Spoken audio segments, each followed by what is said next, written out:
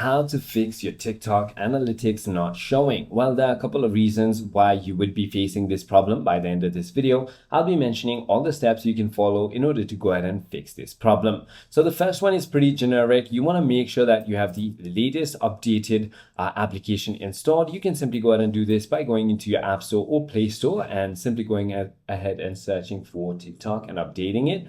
If that is not the case, it could be because your account is a personal account. You can simply go to your account settings and then switch account from a personal account to a pro account or a creator account, where you can simply go inside of your creator tools and look for analytics.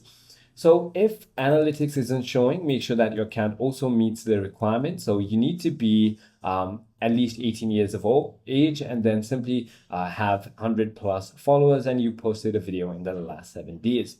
If that still doesn't work, you want to try to post a video and wait at least 24 hours, and some analytics take time to appear. Now, if that is not the case, you want to try toggling between your Wi-Fi and your cellular data just to ensure a stable internet connection. And if it's still not working, try logging out and logging back in, or even uninstalling and reinstalling the app. I hope this video clarifies everything for you. If you have further more queries, feel free to comment down below and I'll see you on the next one.